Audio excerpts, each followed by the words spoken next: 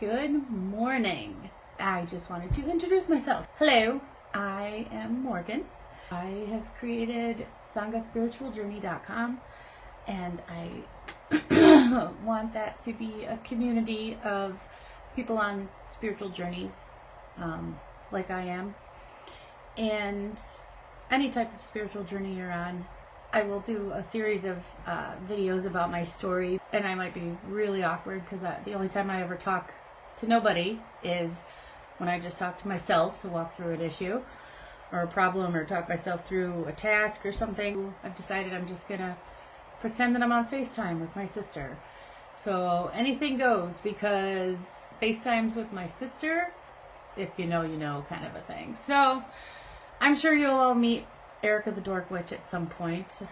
Link to her website is on my website under Friends and Resources. But today, usually up here on this shelf here, I have my tarot and oracle card deck collection. Without further ado, let me show you my collection.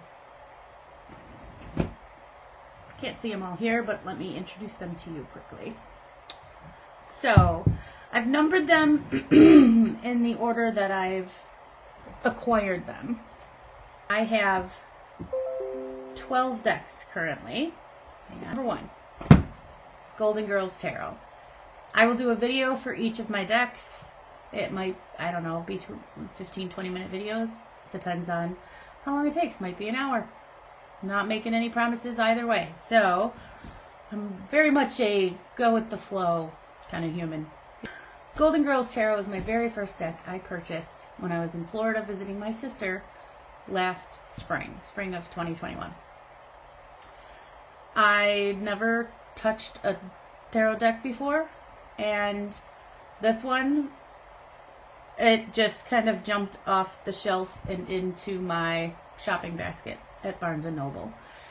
So that's number 1, and there was no guidebook that came with it, but we'll get into that as we go through the decks.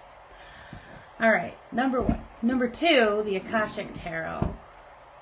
This one is my original. This is like the OG favorite. I've always wanted to learn about the Akashic records since starting this spiritual journey, and when I picked up this deck at the spirituality store that I got it at, I suddenly felt different than when I had picked up other decks. This one made me feel as if I was like standing on a boat. You know what I mean? Like with the like, and I didn't feel like I was gonna pass out. Like it wasn't anything physical or medical. It was like, bitch, buy this deck. This is your deck. So it's absolutely beautiful, and this deck is one of the cards in this deck is where I got the name Sangha Spiritual from. I was inspired for that by one of the cards here, and if you go to my website, SanghaSpiritualJourney.com, you will be able to read about that. Alright, that's number 2. Number 3 was a gift from my sister, the Good Tarot. This one is like mythical, fantasy, fairy tale-ish type. It's got earth-based suits, earth, wind, fire, and air, and it's just gorgeous. The artwork is impeccable. You just kind of get lost in the fantasies of each illustration, and it's just a magical deck. It's very subdued, very quiet, yet very poignant is the word that comes to mind, to be honest. We'll go through that one. So I've got 12 decks. I'm going to have 12 videos. This next one, Sacred Geometry Activations Oracle, is absolutely fascinating to me. This one is based on Plato's teaching that sacred geometry was the language of the soul. And we'll get into more of that as we review this deck. And I love it because it's the first deck that really leaves interpretation up to your intuition. You really have to tune in to your intuition for this one. And I absolutely love that. So it gives me a chance to kind of sharpen my skills. I just love it. And they're all like these geometric, round, kind of kaleidoscope type shapes. And there's another one I have that's similar to this coming up. But I love this one. Number 5, Ancestral Path Tarot. This one, I'm a history major, and this one kind of spoke to me when I saw it.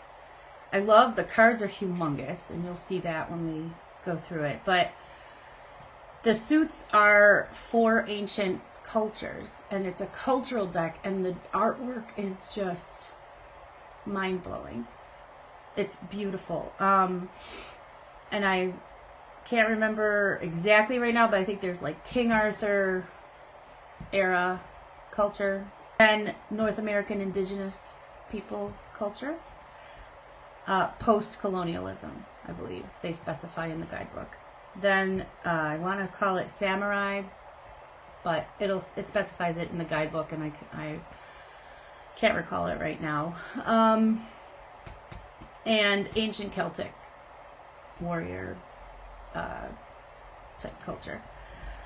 And yeah, it's a tarot deck, so there are 72 cards in here, and every single one of them is just stunning. The White Newman Tarot came from a mystery box I purchased from a creator on Etsy. And when I review this deck, I will tag her shop in it. But this one, I have to admit, I was disappointed when I opened this one. I was like, I felt zero connection to it. The box was cool because it's like a magnet down here, but that was it. That was all I got. And then I took some time when I had an afternoon free and just took the time to look through all the cards. And it's a very feminine power, animal power, earth power kind of feeling to it. And I am slowly gaining more and more appreciation for this deck. And I believe everything happens for a reason, like I said, and there's a reason this deck came to me, and I have yet to learn what that is, but I don't dislike this deck as much as I did originally. So, still getting to know each other. The Soul's Journey Lesson Cards. This is an oracle deck from James Van Praagh, and I just adore him.